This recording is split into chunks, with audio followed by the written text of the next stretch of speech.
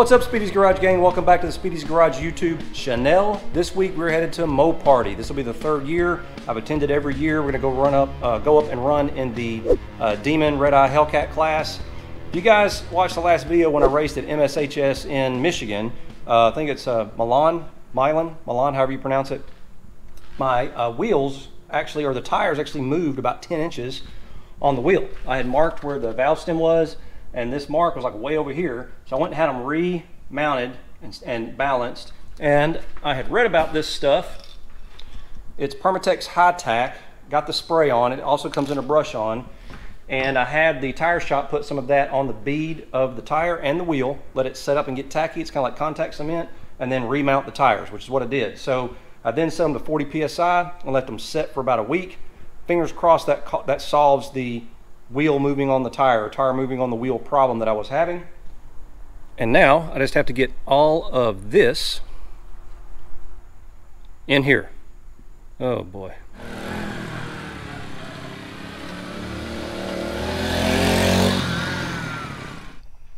Well, that was easier said than done. Well, I'm on my way up to Bowling Green, Kentucky. We're headed to Beach Bend, headed to Moparty. And I'm gonna run in the, they're calling it the Demon Red Eye Hellcat class, which you may say, well, how can all three of those cars run in the same class? I'm doing it from memory. I'm gonna have to review the rules this afternoon just to kind of remind myself of what they were last year. But I think it's more like a, what is it, an index class or a bracket class, where you write the number that you want your car to run, or you think your car will run, on your window. And it gets into that kind of weird thing you've heard me talk about before, where if you're the faster car, then your opponent leaves. Like if I write, you know, 10.5 on my window, or 10.0 is what mine will be, and my opponent's an 11.5 car, they will leave a second and a half before I do, which is a little weird because you have to kind of sit there at the light and they'll take off, and you have to have discipline to sit and wait for your light to come on. From memory, I think that's how they run it. I like that class because, you know, I'm driving my car to the racetrack. And that's what's really fun for me, is having a very fast street car that I can drive around. You know, if you have to trailer it everywhere and you can't drive it on the street and all of that, that's just really not fun to me. If I wanted to build a race car, I'd build a race car, but I like building fast street cars because I can enjoy them away from the track. You know, I go to the track 5 or 6 times a year, but I drive the car at least once a week, if not more than that. So that's the plan. Today is Saturday, and they're doing qualifying. They call it qualifying, but it's really, I think it's really test and tune. And I think they give us a little card, or 3 cards, or 1 card, and they're going to punch it. I'm not sure exactly what they're going to do. But anyway, long story short, we get 3 runs. So I've got the car still set up exactly like I had it in Michigan for Modern Street Hemi Shootout. It should run almost exactly the same. I've got it tuned and dialed in to run right around 10.0. The weather's going to be a little interesting because it's been cool, but it's warming up. I'm going to have to figure that out. I may have to, if it's cool, I might run the car in regular drive, and if it's warm, I might run it in sport. Sport's where I got my mojo, so I get a little more RPM, things like that. It goes a little bit faster. So the nice thing is I can sort of adjust my time based on that. And my plan is also, on the way to the track, is to stop off at the hotel and probably go ahead and swap the tires and wheels over. That is one downside to driving your car to the track. You have to sort of keep it in street mode till you get there, and then you have to do some work to put your tires and wheels on. I'm planning to stop off at the hotel, and they have a convention center which probably isn't in use today, or I hope it's not. And I'm going to pull under the awning so I have some shade. It's about 3 miles from the track, so it's real close. And go ahead and swap the car over there. That way when I get to the track, everything's done. I'll put my fuel in, because when I get there, I don't know how hectic it's going to be. I've got to go down and go through tech, get that all finished. They're probably going to inspect my jacket and my helmet and all of that. And these Moparty's racing is managed by the NMCA. And for whatever reason, they're not following the NHRA rule changes, where 2008 and up cars can run below 10.0 without a cage. They put out a banner that said 2008 and up, it's 10.0, or you have to have a cage in the car, which is okay. I'm running in the 10.0 class anyway, so not a big deal to me, but I know some people were sort of, you know, disappointed with that, because Hellcats will run in the 9s pretty easy with just a couple of tweaks, as you guys know. So anyway, the plan is to stop off, swap the tires over, drive over to the track, get the lay of the land. All right, my first qualifying pass at Moparty. Line lock not working. I think it's something to do with the radio update. I'll have to figure that out. We're going to do the old-fashioned way and hope for the best.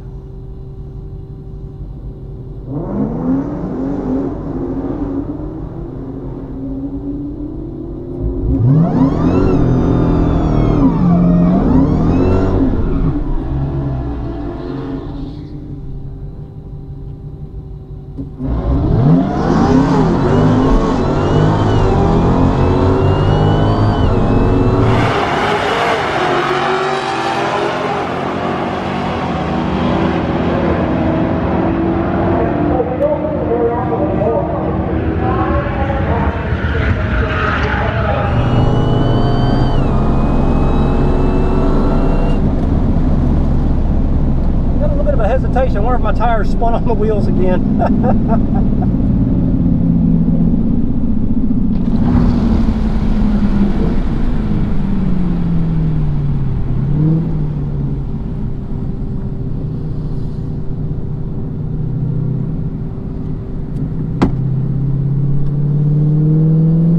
It's either the tires spinning on the wheels or it's something about switching fuels. I'm gonna find out.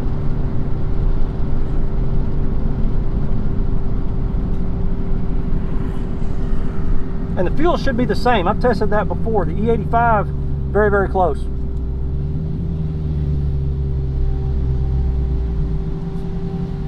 Thank you. We're in a 1001. 1001. It's pretty warm out. 140 miles an hour. My 60 foot was a 1.6, which isn't that great, but a 1001 was my ET. That's what I'm shooting for. My reaction time was terrible, 0.589. Oh my God, he smoked me on the tree. I gotta work on that. But the car's doing what it's supposed to do. I might make one more, just so I know. Okay, so a little bit of a braking development. I thought I could only run to 10.0. We went down to tech and asked, since the NHRA rules have changed, and he said technically I can run to 9.0 and 150 miles an hour. So I've bumped things back and just gonna let the car run. And in this heat and everything, I'm gonna base it on kind of what we did in Michigan. And I'm thinking I'm gonna run a 992 with the way the car is set up. So that's what I put on my dial in. We're gonna see. Someone just said they think it's only 10.0, but I got confirmation from the track official, so we should be fine.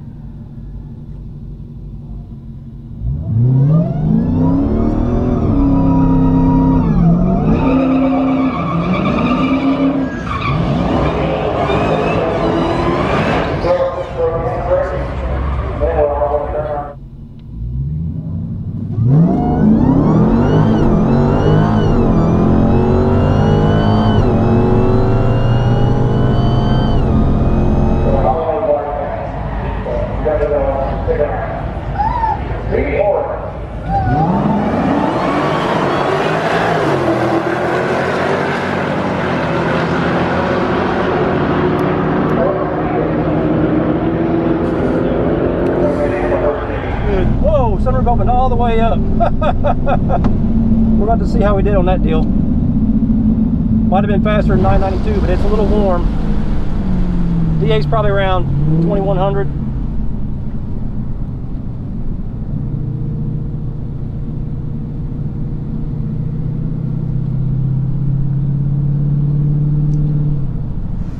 All right, let's see how we did. Be close to 992.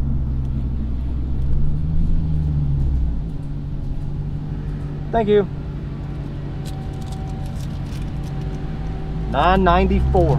That is what I'm talking about right there. 994. So I've got the car dialed in. 154, 60 foot. Still could have been a little better. My reaction time was 0.18.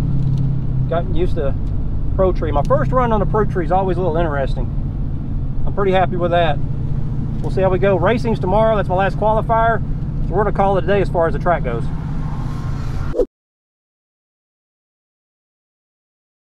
Well, it's Sunday and we're back. It's race day.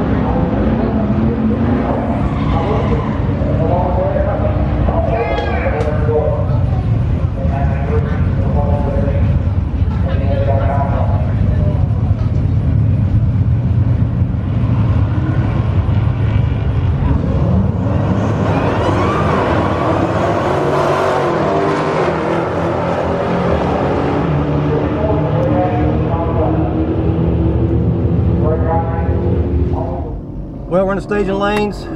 First rounds of Hellcat Red Eye Demon eliminations. Wish me luck. It's a little bit cooler this morning. The DA is about 1500, so I'm actually going to run the car in drive instead of sport. I've got the tune set up a little bit different, so it gets a little more in sport. I'm afraid I'm going to break out. That's kind of been my Achilles heel lately. So I'm hoping the car will do what it's supposed to do, and I've got to be on the tree. I've got to repeat what I did at the end of the day yesterday.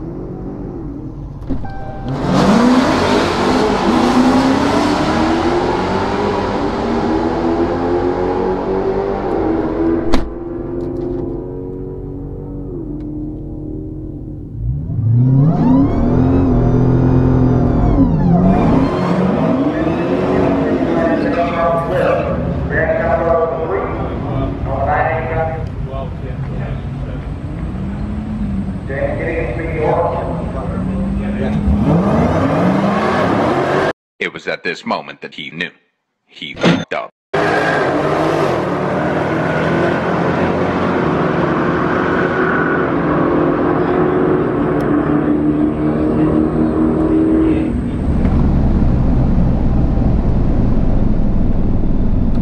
Something weird, I spun a little bit. I don't think my reaction time was very good.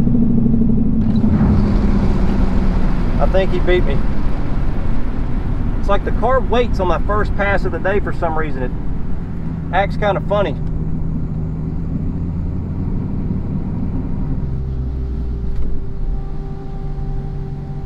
Thank you. Yeah, he got me. He got me.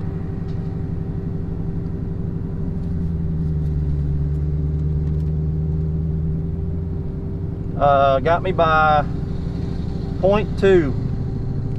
So I ran a 10.1.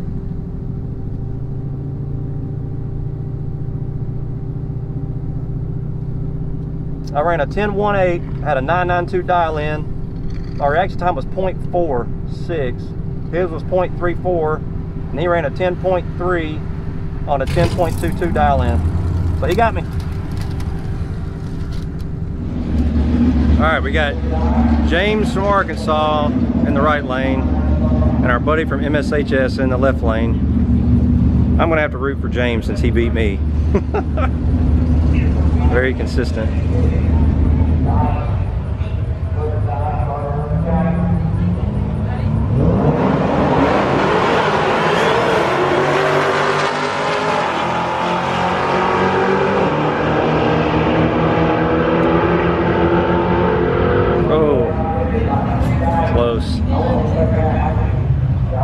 Another round of Hellcat Red Eye Demon. I think this is maybe quarterfinals, I'm not 100% sure. This would be round 3. I know John Gavinetio is in the right lane. Not sure who's in the left.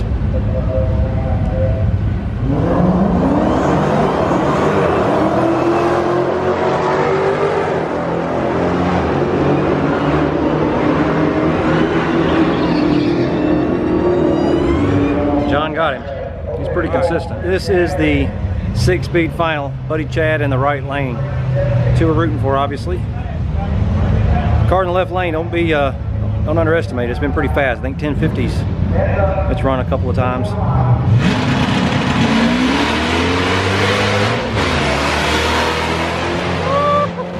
Come on.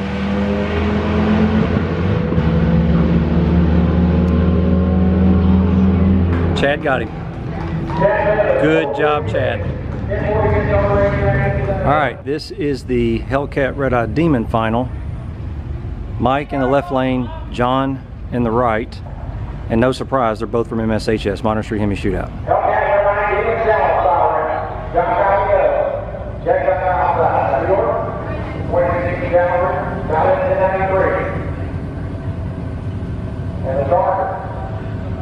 Oh, they both deep staged. Ha!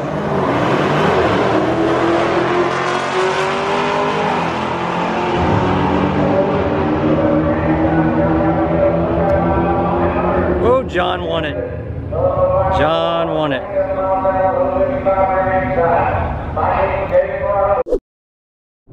Well, we loaded up and we're headed back to the shop in Middle Tennessee. What an awesome event. That was a really good time. Saturday, the weather was a little bit better. There was a little bit cooler breeze. The humidity wasn't as high. Today, race day, it was a couple of degrees warmer and the humidity was up a little bit. So it was a little bit hotter. The only thing I'm going to recommend to the folks that run Moparty is to give the racers a warm-up run or a practice run on race day. That was a little intense to go straight cold coming onto the track and making your first elimination round, not having made a pass on the track since yesterday. That was hard for me, at least. And I wasn't sure, I didn't really have a feel for what the car was going to run, and I've been bad about breaking out, so I got nervous about it in the staging lanes, and I thought, you know, I'm going to run the car in drive instead of sport and slow it down a little bit, just in case. And I slowed it down too much. And my reaction times, you guys saw me struggle with that at MSHS Milan. I've got to figure something out on my reaction times to make those better. It's going to take practice, but like I mentioned with these cars, you know, with all the electronics in them and throttle by wire and all of that stuff, maybe deep staging is the answer. I don't think that race class, that Hellcat Red Eye Demon race class in Moparty allows like a two-step or anything with a Hellcat car. So I'll have to look into that. I wouldn't be able to use any type of electronic aid. I have to figure out a way to do it on my own. So we're gonna get back to the shop, get unpacked. Going to those types of events, the racing for me is really secondary. I love hanging out with everybody and just being around the cars. To me, that's just a good weekend. And I got to hang out with Dan and Andy and some of the folks from the MSHS series and see them again, which is kind of cool when you start seeing them at different tracks. It's kind of like you've gone to battle together. You know, even though you're competing against each other in some cases, everybody's willing to help each other out, and it's really a really fun camaraderie. So a really, really good event. And I've said this before, there's a million reasons to stay home and sit on the couch, but you only get one life and you only make one set of memories. And when I'm, you know, old and in the old person's home, I'm going to think back and think about all the racing and good times that I had. So well worth it for me. Well, I'm back to the shop and getting everything unpacked. I did want to show you, I talked about this at the beginning, this high-tack spray sealant by Permatex. It's number 80065. I'll try to leave a link in the description. I'm tired, I can hardly talk. It actually did make a pretty big difference. So the tire only moved on the first pass about an inch, maybe inch and a half, and both of them moved the exact same. So I'd say that stuff did the job. Remember last time I went to Michigan, it moved like, you know, 10 inches or something like that. So thumbs up on that stuff. And here's one more look at the time slips. This was my first pass, and I thought then I had to run 10.0. And then we found out we could actually go faster than that, and that because of the new rules, I can actually run to 9.0 or 150 miles an hour. And this is my second pass where I just let it go, and it ran a 994. The DA was around 2200, something like that, right around in here. And this is the gentleman, James from Arkansas. He and I actually lined up during qualifying. So he's pretty consistent. You can see I ended up racing him in the first round of Hellcat eliminations, and you can see his reaction time is 0.340 here and 0.341 there. So he's obviously been doing this a little while. Super nice guy. I've got to work on this big time, the reaction time, and also need to try to fix that line lock. It's not working, and I think it's because I put that new radio in it. So my Burn Box HC line lock wasn't working, but this is where I got put out. I just should have left it alone, because it would have probably run more closer to this. I got spooked and kept hearing over the radio or over the PA system that people were breaking out, so it made me nervous. It was a little cooler because it was earlier in the day, and so I ran it in drive instead of sport, and I was always curious how much it would slow it down. So I guess there's the answer. What is that, about almost 2/10? I'll do the math here in a minute, but I think that's pretty close. At least I know next time.